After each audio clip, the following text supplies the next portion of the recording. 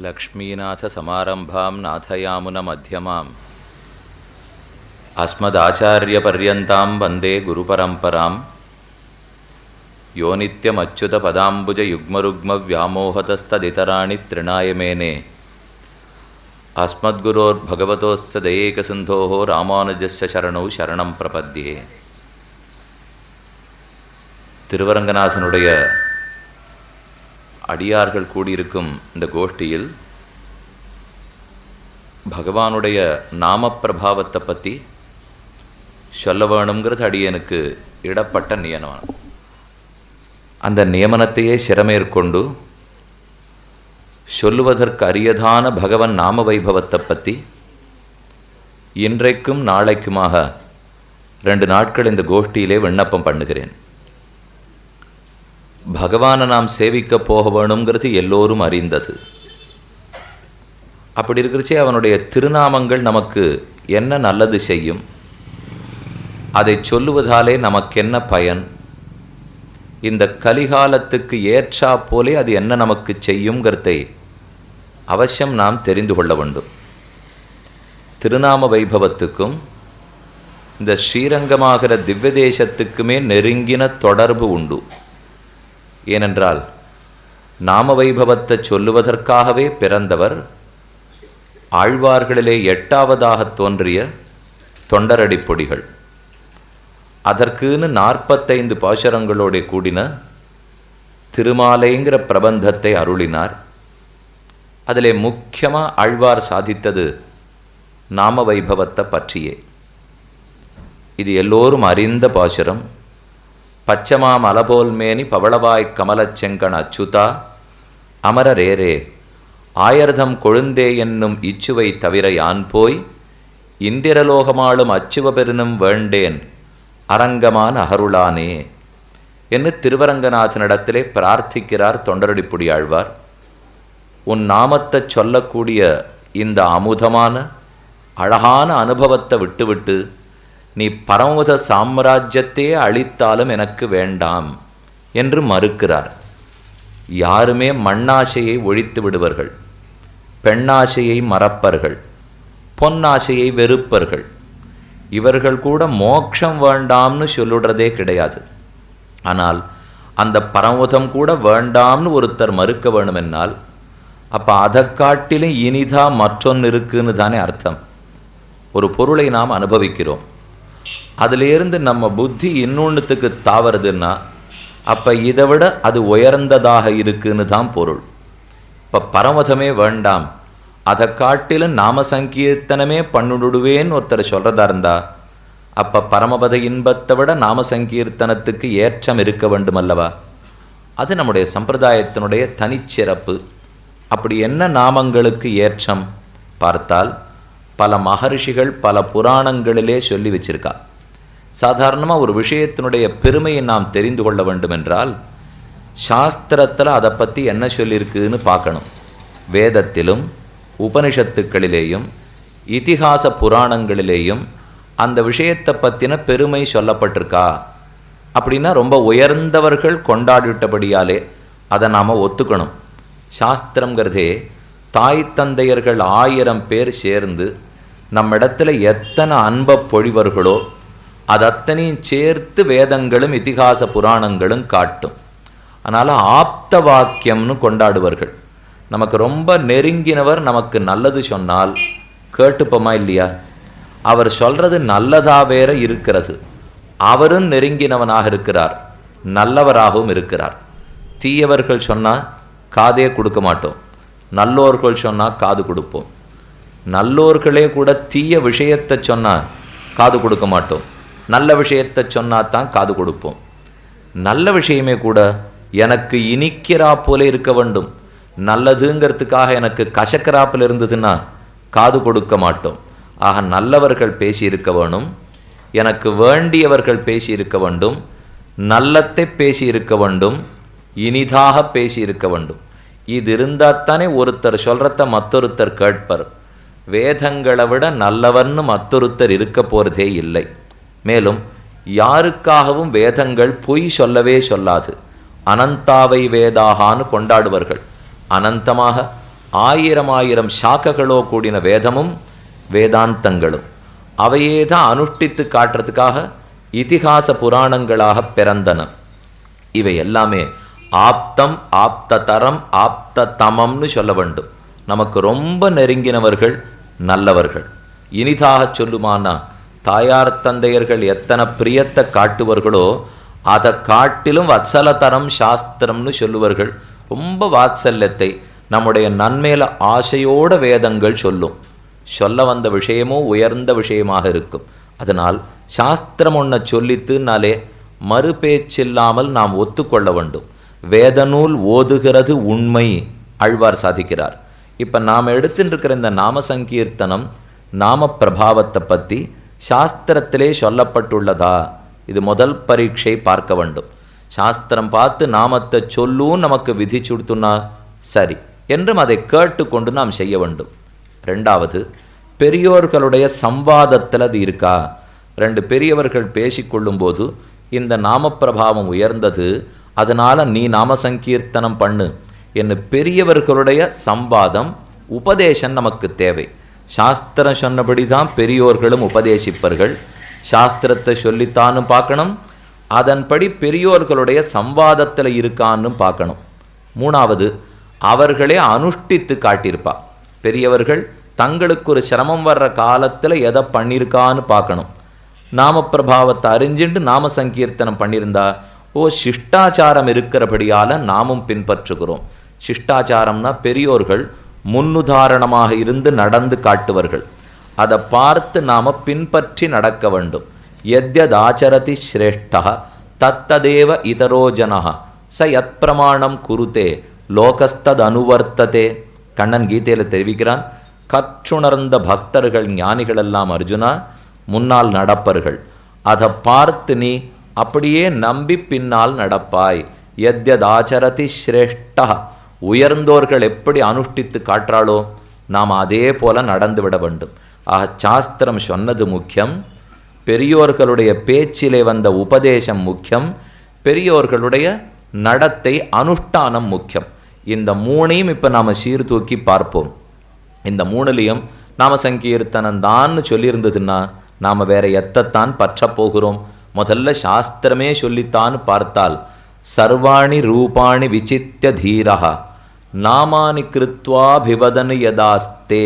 இது அழகான உபனிஷத் வாக்கியம். சர்வாணி ரூபாணி விசித்திய தீரஹா. ஒரு பக்தன் பகவானை சேவிக்கணும்னு ஆசைப்படுகிறானா, அவனுடைய ரூபத்தை தானே நம்மால் சேவிக்கிறதுக்கு முடியும். எங்கு போய் சேவிக்கலாம்? எத்தனையோ உருவங்கள் எம்பெருமானுக்கு. 5 பிரகாரம் நிச்சயம்: ஸ்ரீவைகுண்டம், க்ஷீராப்தி, அந்தர்யாமித்வம், விபவாவதாரங்கள், அர்ச்சை. 5 பிரகாரம் ரொம்ப முக்கியம் எம்பெருமானுக்கு. விண்மீதிருப்பாய், மலமேல் நிற்பாய், கடல் சேர்ப்பாய், மண்மீதுழல்வாய், இவற்றுள் எங்கும் மறைந்து உறைவாய். ஆழ்வாருடைய அழகான பாசுரம். ஸ்ரீவைகுண்டத்தில் போய் சேவிக்கிறதா, திருப்பார்க்கடலில் போய் சேவிக்கிறதா, என்றைக்கோ நடந்த ராமகிருஷ்ணாதி அவதாரங்களை சேவிக்கிறதா, கண்ணுக்கு படாமல் உள்ள மறைஞ்சின்றிருக்கிற பெருமானை சேவிக்கிறதா? இந்த 4மே நம்மால் முடியாது. என்ன, இதற்கு நாம் அசக்தர்கள், அயோக்கியர்கள், ஞானஹீனர்கள். அதனாலே இது இத்தனையும் முடியாதுன்னுட்டு தான் திவ்ய தேசங்களிலே சேவை சாதிக்கிறான் எம்பெருமான். எத்தனையோ திவ்ய தேசங்கள்: ஸ்ரீரார் திருவேங்கடமே, திருக்கோவலூரே, மதில்கட்சி ஊரகமே, பேரகமே, பேரா மறுதிருத்தான் வெள்ளரையே வெக்காவே, பேராலி தன்கால் நரையூர் திருப்புலியூர், ஆராமம் சூழ்ந்த அரங்கம் என்ன 108 திவ்ய தேசங்களிலே பெருமான் சேவை சாதிக்கிறான். அதுக்கு போகணுங்கிறதுக்காக கிளம்பினோம். மற்ற நாளும் முடியாது. இத்தையான சேவிப்போம்னு கிளம்பின மூல்யம். ஆனால் அங்கேயான சேவிச்சு முடிச்சிட முடியறதான்னா, நீங்கள்லாம் ஸ்ரீரங்கத்தில் இருக்கீழ் பாக்கியம் பண்ணிவிட்டவா. ஆனால் வெளியூர்காரால் கேட்டால் சொல்லுவா, ஒரு வருஷமான ஸ்ரீரங்கத்தில் தங்கி எல்லா உற்சவத்தையும் சேவிக்கணும். என்ன அழகாக நடக்கிறது மன்னார்குடி கோபாலனுக்கு உற்சவம். ஒரு வருஷமான தங்கியிருந்து அங்கே சேவிக்கணும். ஆக இங்கே இருக்கிற எல்லாத்தையும் சேவிச்சு இவன் முடிக்கணும்னா ஒரு ஆயுசு, ஒரு ஜென்மமே போராது. பல ஜென்மங்கள் முடித்தா தானே சேவிக்க முடியும். அதைத்தான் உபனிஷத்து சொல்கிறது. சர்வாணி ரூபாணி விசித்திய தீரஹா. இந்த பெருமானுடைய உருவத்தை சேவிக்கணும்னு ஆசைப்பட்டு போகிறான், முடியாமல் கை ஓய்ந்து போய் விடுகிறான். சர்வாணி ரூபாணி விசித்திய தீரஹா அப்பதான் அவனுக்கு அழகா ஒரு உபாயம் கிடைக்கிறது. நாமானி கிருத்வா அபிவதனியதாஸ்தே. அப்ப அந்த பெருமானுடைய திருநாமங்களை கொண்டு சமாதானப்படுத்தி கொள்ளுகிறான். நேர போய் சேவிச்சு விடுறதுக்கு முடியலே. ரூபங்களோ இந்திரியங்களுக்கு அதீதங்கள். இந்த கண்ணுங்கிறது அத்தனை தூரம் வரைக்கும் தான் கண்ணுக்கு தெரியும். காதுங்கிறது ஓரளவுக்கு தான் பேச்சு கேட்கும். கைங்கிறது ஓரளவுக்கு தான் தொடும். மூக்குங்கிறது ஓரளவுக்கு தான் முகரும். ஆனால் இந்த எல்லைக்குட்பட்ட இந்திரியங்களை கொண்டு எல்லைக்கு உட்படாத பெருமானை எப்படி தெரிஞ்சுக்க முடியும்? எங்கிட்டையும் எல்லைக்குட்படாத புலன்கள் இருந்தா எல்லைக்குட்படாத பகவானை தெரிஞ்சுக்கலாம். இது பரிமிதம், அவனோ அபரிமிதன். நமக்கு தாண்டி நிற்கிற எம்பெருமான போய் உருவங்களை கண்டு நம்மால சேவிச்சிடவே முடியாது. கண்ணன் திடீர்னு விஸ்வரூபத்தை காட்டினான், அர்ஜுனனுக்கு விக்கித்து போனான். ஆனந்தமாகவும் இருக்கும் கண்ணனே, அதே சமயம் பயமாகவும் இருக்கு. தேனைவ ரூபேண சதுர்புஜேன, ஏற்கனவே எங்கிட்ட தேரோட்டியா சேவை சாதித்தாய்ப்பார், அதே உருவத்தோட சேவை சாதிப்பாய், இதை பார்க்கறதுக்கு என்னால் முடியலேன்னுட்டான். ஆக நாம் எல்லாருக்கும் ஒரு சிரமம். ரூபத்தை சேவிச்சு முடிச்சுடலாம்னு பார்த்தா நம்மால் இயலாது. அதைத்தான் வேதாந்த சொல்றது, சர்வாணி ரூபாணி விசித்திய தீரா நாமானி கிருத்வா. நேர போய் பெருமானை சேவிச்சு தலை கட்டி விட முடியாதென்றே நாமங்கள் பெருமானாலே ஏற்படுத்தப்பட்டன. நாமம் இருந்தாத்தானே அவனை சொல்ல முடியும். நாம் இருந்த இடத்துல இருந்தே ரங்கநாதான்னு சத்தம் போடலாம் இல்லையோ, ராஜகோபாலனேன்னு சொல்லலாம் இல்லையோ, எதிராஜான்னு அழைக்கலாம் இல்லையோ. அதுக்கு ஸ்ரீபெரும்புதூரில் போய் ஒரு வருஷம் வாசம் பண்ணணுமான்னா, அதுக்கு ஸ்ரீரங்கத்தில் போய் ஒரு வருஷம் இருக்கணுமான்னா, அப்படி இருக்கணும்னா எத்தனை பேருக்கு கால் முடியலாம், கை முடியலாம், முதுகு முடியாமல் போகலாம், எந்த சிரமம்னா இருக்கலாம். ஆனால் யாருக்குமே சுலபமாக நாமத்தை சொல்கிறதுல கட்டமே இருக்க முடியாதே. அதனால் சாஸ்திரம் நமக்குன்னு பார்த்து ஆசையோட எளிமையாக சொல்லி கொடுத்தது தான் நாமங்கள். அந்த நாமத்தை சங்கீர்த்தனம் பண்ணால் ஸ்ரீவைகுண்டநாதனையே சேவிச்சாப்புல தோணிவிடுறது இருந்த இடத்துல இருந்து, க்ஷீராப்திநாதனையே சேவிச்சாப்புல திருப்தி இருந்த இடத்துல இருந்திருந்தா கண்ணன் அவதரித்த காலத்தில் நாம் வாழ்ந்திருந்தா கிருஷ்ணாவதாரத்தை மட்டும்தான் சேவிச்சிருப்போம். ராமாவதார காலத்தில் நாம் வாழ்ந்திருந்தா ராமனை மட்டும்தான் சேவிச்சிருப்போம். ஆனால் இன்றைக்கி அந்த நாமங்களை சொல்லணும்னு ஆரம்பிச்சு விட்டோம்னா மத்ஸ்ய, கூர்ம, வராக, நரசிம்ம, வாமன, பார்கவராம, ராம, தசரதராம, கிருஷ்ண, கல்கி எல்லா அவதாரங்களையும் சொல்லி முடிச்சுடலாமோ இல்லையோ. அதனால் நமக்கு ஒரு பெரிய பேர், சுலபமான உபாயங்கிறது நாம சங்கீர்த்தனம் செய்தல். இத்த சாஸ்திரமே சொல்லித்து. சாஸ்திரங்கிற வேதாந்தம் சொன்னதனால மட்டுமல்ல, அதை கொண்டு இதிகாச புராணங்கள் என்ன சொல்லித்துங்கிறது முக்கியம். அதிலே புராண வாக்கியங்களை எடுத்து பார்த்தோம்னா பாகவத மகாபுராணமாகட்டும், விஷ்ணு புராணமாகட்டும், பத்ம புராணமாகட்டும், எல்லாவற்றிலுமே நாம சங்கீர்த்தனம்தான் அநேக பாபங்களை தொலைக்கும். நம்முடைய சகல துரிதங்கள் எல்லா பாபங்களையும் தொலைக்க வல்ல பெருமை நாமத்துக்கே உண்டுன்னு சொல்றது. சாதாரணமாக நாம் லோகத்தில் எதை எதிர்பார்ப்போம்? நாம் யாராலையான ரட்சிக்கப்பட வேண்டும். ஒரு குழந்தை பிறந்ததுலேருந்து இன்னொருத்தரால் ரட்சிக்கப்படுறது இல்லையோ. தாய் பால் கொடுத்தா தான் குழந்தை வளரும், தந்தை படிப்பு கொடுத்தா தான் குழந்தை வளரும், அதுக்கு துணிமணி வாங்கி கொடுக்கணும், சோறு போட வேண்டும். இன்னொருத்தர ரட்சகனாய் எதிர்பார்த்துட்டே தான் குழந்தை பிறக்கிறது, தனித்து வாழ்ந்துட முடியாது. அதே போல சம்சாரிகளான நாம் நமக்கு ரட்சிக்கிறதுக்கு ஆள் கிடைப்பாளான்னு பார்ப்போம். பெருமான் தான் ரட்சகன், சந்தேகமில்லை. சால பல நாள் உகந்தோர் உயிர்கள் காப்பான் கோலத்திருமாமகளோடுன்னு ஆழ்வாருடைய பாசுரம். ஸ்ரீரங்கநாச்சியாருடைய சேர்த்து ஸ்ரீரங்கநாதன் எம்பெருமான் நம்மை ரட்சிக்கிறான் நிச்சயம். லக்ஷ்மியா சக ரிஷிகேஷா தேவ்யா காருண்ய ரூபயா ரக்ஷக சர்வசித்தாந்தே வேதாந்தேபிச்ச கீயத்தே. அவனே ரக்ஷகன். உபனிஷத்துக்கள்லாம் ஓதுகின்றன. லக்ஷ்மி தந்திரம் சொல்லுகிறது, பாஞ்சராத்திரம் சொல்லுகிறது. எம்பெருமான் ரக்ஷகங்கிறது நிச்சயம்தான். அப்படின்னா ராவணனுக்கும் அவன் ரக்ஷகந்தானே, சிசுபாலனுக்கும் அவன் ரக்ஷகந்தானே, பிரகலாதனுக்கும் ரக்ஷகந்தானே, விதருக்கு ரக்ஷகந்தானே. சில பேர் ஒத்துக்கிறா, சில பேர் ஒத்துக்கிறதில்லை. பெருமான ரக்ஷகன்னு சிலர் ஒத்துக்கிறா, நீ என்னத்துக்காக என்னை ரட்சிக்கணும்னு சில பேர் ஒதுக்கி விடுறா. அவன் எல்லாருக்கும் ரக்ஷகனாக இருக்கிறதுக்கு தயார், அவன் திருவுள்ளத்தில் மாற்றம் இல்லை. ஆனால் நான் அதை ஏற்றுக்கணும் இல்லையோ, என் மனசு நீ ரக்ஷகன்னு ஏற்றுக்கொண்டால்தான் பெருமான் நமக்கு நல்லது செய்வர். இன்னும் கேட்கலாம், ஏன் நான் ஏற்றுக்காமல் விலக்கிவிட்டாலும் நல்லது பண்ணுறதானே வேணும்னு சில பேர் கேட்பா. அதை பெருமான் செய்வதில்லை. ஏனென்றால் அப்போ எல்லாருக்கும் மோட்சம் கொடுக்க வேண்டிய தேவை வரும்.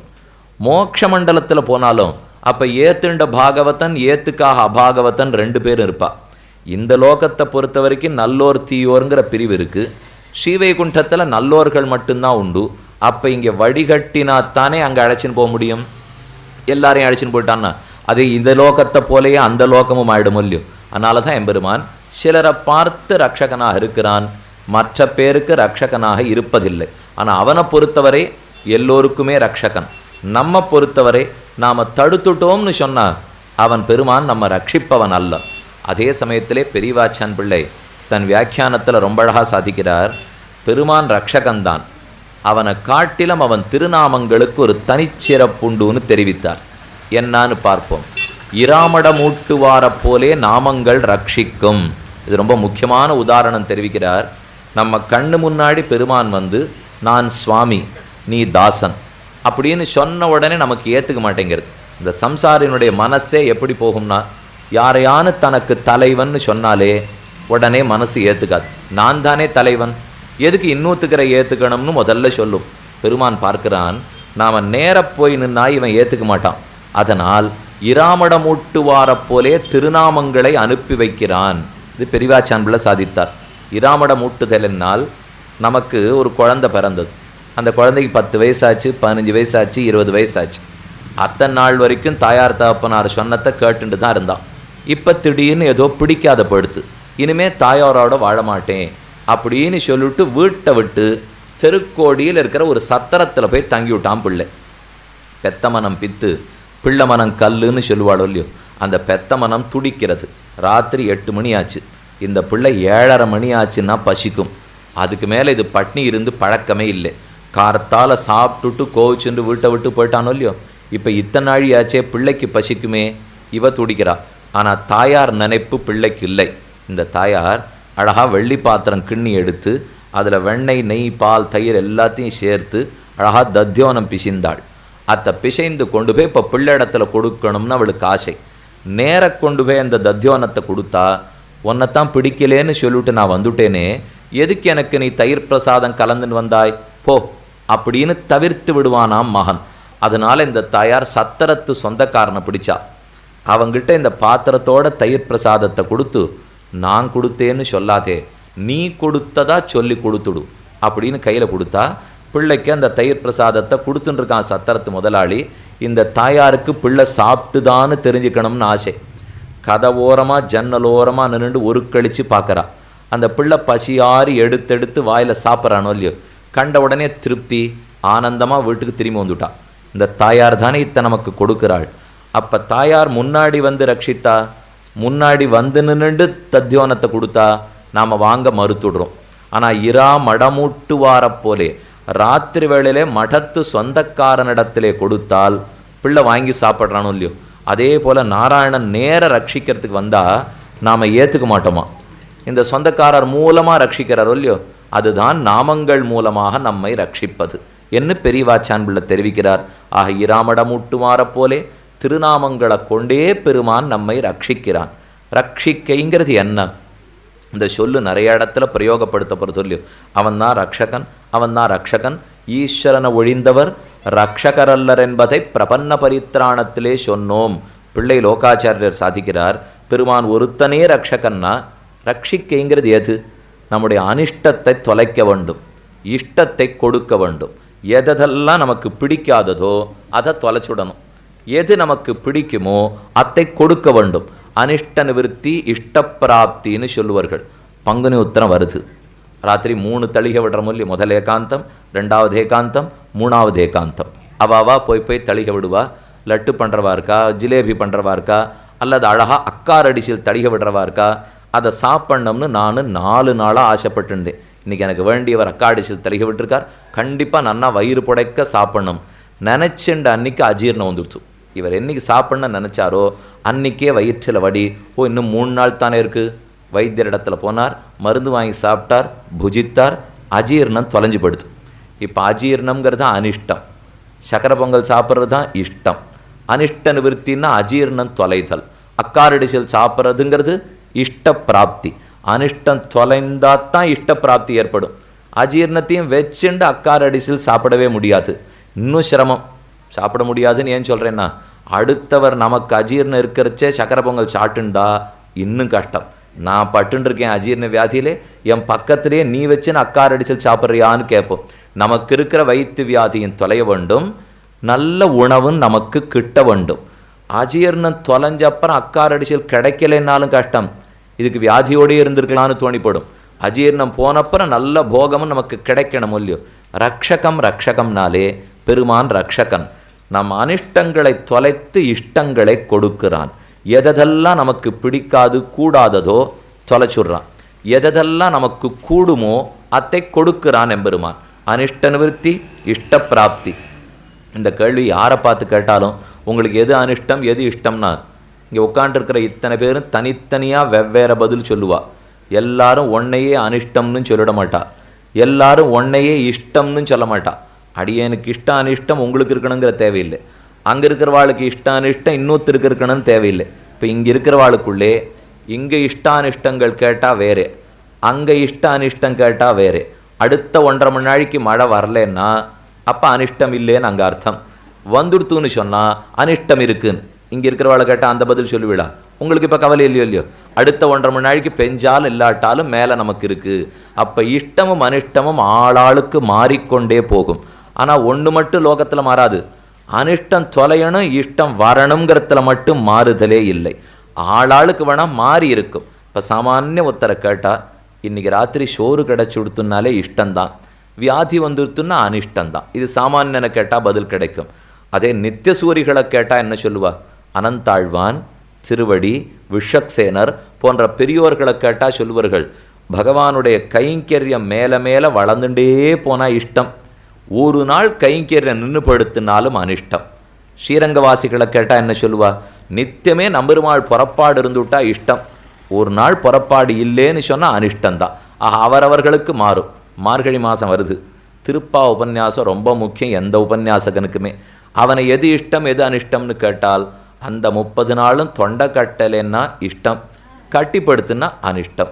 சங்கீதம் பாடுறவாளை கேட்டால் என்ன சொல்லுவா? நல்ல மார்கழி மாச சுவாமி தொண்டை கட்டாத இருக்கணுங்கிறாளோ இல்லையோ. இஷ்டானிஷ்டங்கள் மாறலாம், ஆனால் எல்லாருக்கும் அனிஷ்டம் தொலையணும், இஷ்டம் கிட்ட வேண்டும். இப்போ சாமான்யமாக இருக்கிறவாளை விட்டுட்டு மோட்சத்துக்கு போகணும்னு ஆசைப்படுறவாளை வச்சுப்போம். அவர்களைத்தான் முமுட்சுக்கள்னுவா. ஏன்னா நம்முடைய உபன்யாசங்கள் எல்லாமோ காலக்ஷேபங்கள் அத்தனையும் வேதங்கள், இதிகாசங்கள், புராணங்கள். நம்ம பாரத தேசத்தினுடைய கலாச்சாரமே ஒரு நோக்கத்தோடே கூடினது, ஒரு லட்சியத்தோடே கூடினது. அது எந்த லட்சியம்? அடுத்த ஜென்மம் கூடாது, பரமோதத்தே பெருமானோடே இன்புற வேண்டும். இது ரொம்ப முக்கியமான லட்சியம். உபன்யாசம் கேட்கறதுக்குன்னு எல்லாரும் வராளோ இல்லையோ, நீங்கள் எல்லாம் மனசில் ஒன்றனா வாங்கினுடனும். அடுத்த ஜென்மம் பெறுவதற்காக யாருமே உபன்யாசம் கேட்க வர்றதில்லை. யாருக்குமே என்ன இந்த ஜென்மம் கடைசி ஜென்மமாக இருக்கணும், இனி இந்த பாபங்களால் நாம் துன்புறக்கூடாது, பகவத் பிராப்தி ஏற்படணும், மோட்ச பிராப்தி ஏற்படணும். வைராக்கியங்கிறது அடிப்படை தேவையொல்லையோ. அதனால் யாருக்குமே இந்த லோகத்தில் இந்த வாழ்க்கை இந்த ஜென்மத்தோடே இப்போ அடியனை கேட்டால் சுவாமி இங்கே எழுந்துள்ளது இஷ்டம்னு சொல்லுவேன், இத்தனை நாள் வரலன்னா அனிஷ்டம்னு சொல்லுவேன். அதனால் அவரவர்களுக்கு இஷ்டானிஷ்டங்கள் மாறலாமே தவிர அனிஷ்டங்கள் தொலைய வேணும், இஷ்டங்கள் வேணுங்கிறதுல மட்டும் எந்த சந்தேகமும் இராது. பெருமான் ரக்ஷகன் என்னால் அனிஷ்டத்தை தொலைத்து இஷ்டத்தை கொடுக்கிறபடியால் ரக்ஷகன்னு சொல்கிறோம். அந்த ரக்ஷகன் நேரே வந்தால் ஆணையிட்டு விலக்குவர்கள்னு பெரியவாச்சான் பிள்ளை சாதிக்கிறார். இந்த தாயாருடைய கதை பார்த்தோம் இல்லையோ, இந்த பிள்ளைக்கு தாயாரோடு இருக்கிறதுக்கு விருப்பம் இல்லை, ராத்திரி போய் மഠத்தில் தங்கிவிட்டான். அதனால தான் தத்தியோனத்தை பிசிஞ்சு கொண்டு போய் கொடுத்து பார்த்து ஆனந்தப்பட்டாளோ இல்லையோ. அதைத்தான் பெரியவாச்சன்ல சாதிக்கிறார். பகவான் நேரே வந்தால் இவன் விலக்கிடுவன்கிறதுக்காக தன் நாமங்களை அனுப்பித்து இராமடமூட்டுவாரை போலே ரட்சிக்கிறான். தன் திருநாமங்களை இவனுக்கு கொடுத்து ராத்திரி வேளையிலே போஜனம் பண்ணிவிக்கிற தாய் அவள் கண்டு மறைந்திருந்து உகக்கிறா போலே எம்பெருமான் உகக்கிறான். அதனால திருநாம சங்கீர்த்தனத்தினுடைய ஏற்றத்தை பெரியவாச்சான் பிள்ளை தொண்டரடிப்புடி ஆழ்வாருடைய பாசுர வியாக்கியானத்திலே ரொம்ப அழகாத்தானும் சாதிக்கிறார்.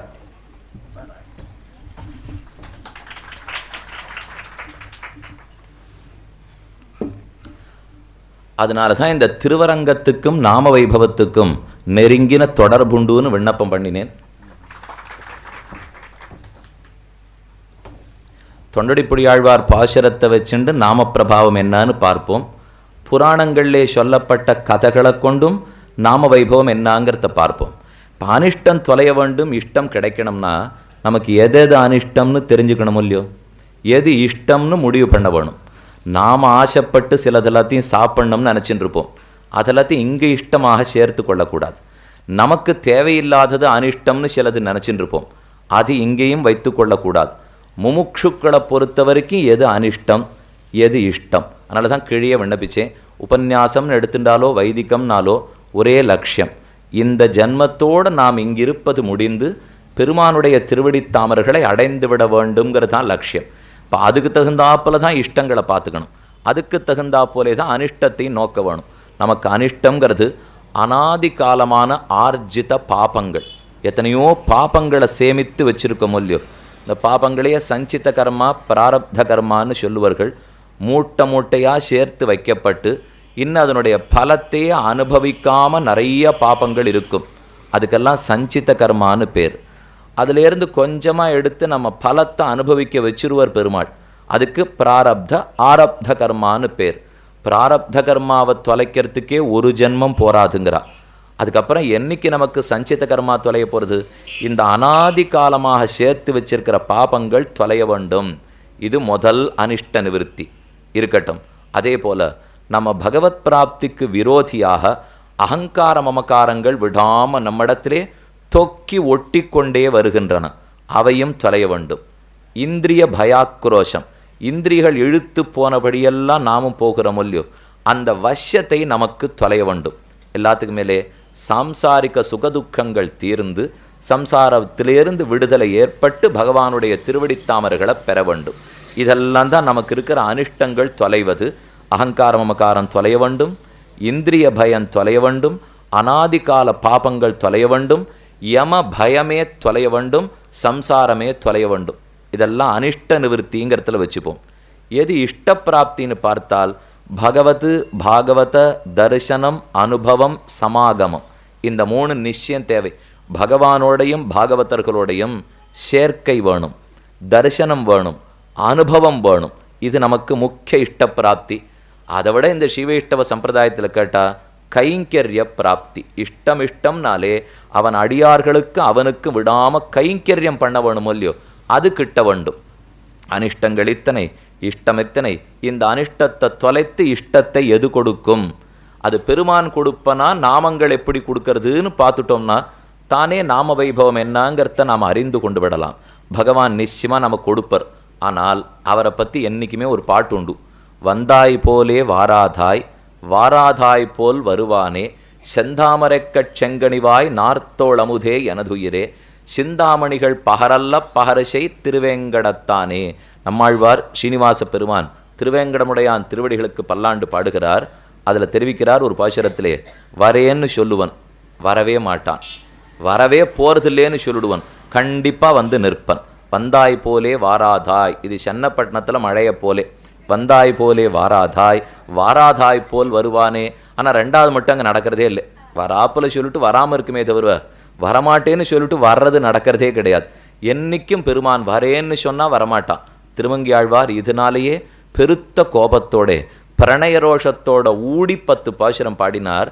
காதில் கடிப்பிட்டு கலிங்க முடுத்து தாது நல்ல தன்னந்துழாய் கொடணிந்து போது மறுத்து புறமே வந்து நின்னீர். ரொம்ப கோபம் ஆழ்வாருக்கு. காதில் நன்னா புதுசாக குண்டலங்கள்லாம் மாற்றிண்டானான். கலிங்க முடுத்து புத்தாடை புனைந்து கொண்டான். போது மறுத்து இந்த அலங்காரத்தை பண்ணிட்டு வர்றதுக்குள்ள 6 மணிக்கு வரேன்னு ஒரு தினடத்தில் சொல்லியிருந்தான். நாழி எடுத்து போது மறுத்து புறமே வந்து நின்னீர். பயம், நேர பரகால நாயக்கியை போய் பார்க்கறதுக்கு. அதனால கதவுக்கு பக்கத்தில் போய் நின்று எட்டி பார்த்தானா. இவரார் ஏதுக்கு இதுவென்னோ உம்மாறு நம்ம வீட்டு பக்கம் இப்போ வர சொன்னது போ அப்படின்னு திருவங்கியாழ்வார் தள்ளுகிறார். ஆக எம்பெருமானை பொறுத்தவரை சொன்ன மணிக்கு வருவன்னு நம்மால் எடுத்துக்கவே முடியாது. அதனால் நமக்கு பயம். பந்தத்துக்கு அவன்தான் காரணம், மோட்சத்துக்கும் அவன்தான் காரணம். பந்த மோட்சங்கள் இரண்டுக்கும் பகவான் காரணம். ஆனால் அவன் திருநாமங்களோ ஆச்சாரியர்களோ மோக்ஷைக ஹேதுன்னு சொல்லுவார்கள். மோட்சத்துக்கு மட்டுமே திருநாமம் காரணம், மோட்சத்துக்கு மட்டுமே ஆச்சாரியர்கள் காரணம். நம்ம ஆச்சாரியனால நம்ம இந்த சம்சாரத்தில் அழுத்த அவருக்கு தெரியாது.